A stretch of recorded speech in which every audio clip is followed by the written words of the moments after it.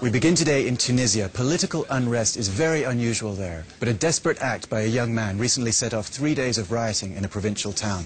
He was sick of poverty and corruption, so he set himself on fire in front of the local government building. We go to Sidi Bouzid with our observer Slimane Rouissi. The man who set himself on fire was a street vendor. He had 8 family members depending on him. Street vending is illegal in Tunisia. The day of the incident, police had confiscated his merchandise, which is fruit and vegetables, and then mistreated him. He went to the governor's office in Sidi Bouzid to try to sort things out, but he wasn't allowed into the building. So he took 2 bottles of paint thinner, poured them over himself, and set himself on fire. You don't understand the system here. No, don't say I understand. You don't understand. And the world don't understand the system here. The biblical system here. The authority of the people. Don't understand it. But how do the people show their authority then? Because some who've gone out onto the streets to protest say that your people have shot at them. No demonstration at all in the streets. Owen, he's a former British foreign minister and a member of the upper house of the British Parliament, joins us from London on the telephone. Mr. Owen, good to talk to you. Thank you for joining us on Al Jazeera. How concerned are you with the situation in Libya?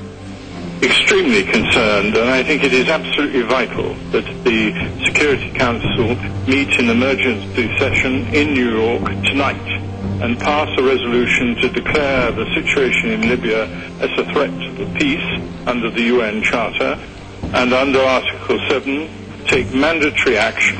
And I believe they should declare a no-fly zone for military aircraft over the whole of Libyan airspace. Is this no-fly zone something tomorrow. Is this no-fly zone something that's going to be cleared? And also, how likely do you think that the UN Security Council will meet tonight?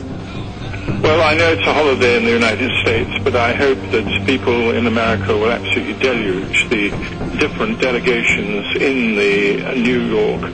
I mean, the United Nations exists to be able to take emergency action, and I think it's absolutely imperative that it is taken. We took a no-flight zone under very short notice in 1991 to protect the Kurds in Iraq from Saddam Hussein, and it was effective and it was implemented quickly.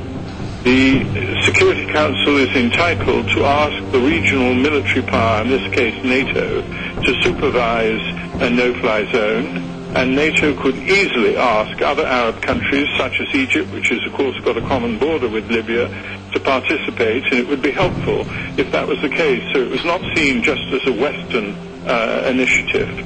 Now, it is possible that it could be vetoed by Russia or China, but I think it's extremely unlikely. And I think that this is what the United Nations exists for, is to prevent a humanitarian crisis. At dawn tomorrow, we could see very major activity from the Libyan Air Force. If a resolution had been passed the night before, the chances of the Libyan Air Force, more officers doing what the 2 that flew to Malta and not take the orders and take their planes out of the country would be very much greater. So how do you explain the response, or I should say lack of it, from the UN so far?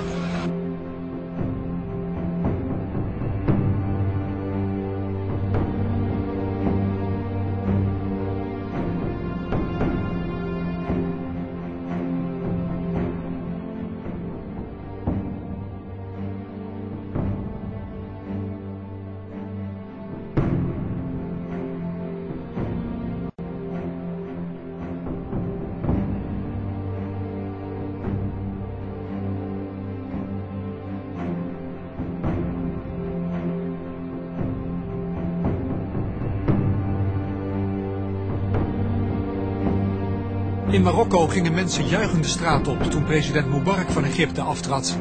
Wekelijks wordt er gedemonstreerd tegen armoede en werkloosheid. In Algerije heerst al 19 jaar de noodtoestand. Ook hier heeft de bevolking genoeg van de militaire dictatuur, de corruptie en het gebrek aan werk. In Tunesië vluchtte president Ben Ali het land uit na aanhoudende protesten. Ook in Libië, al 40 jaar een dictatuur, komen mensen in opstand vanwege de woningnood en de repressie. In Egypte wilde president Mubarak eerst van geen wijken weten. Maar de betogers bleven bij hun eis dat hij weg moest. Na 30 jaar heeft Mubarak de macht overgedragen. In Jemen, het armste land in de Arabische wereld, zijn er aanhoudende protesten tegen het corrupte regime van president Saleh, die al 32 jaar aan de macht is. Ook in Bahrein gaan betogers de straat op. In het kleine golfstaatje eist de Sjiïtische meerderheid meer politieke rechten. In Iran gingen afgelopen maandag meer dan 100.000 mensen de straat op. Voor het eerst sinds 2009, toen het regime met geweld een einde maakte aan demonstraties voor meer vrijheid en democratie.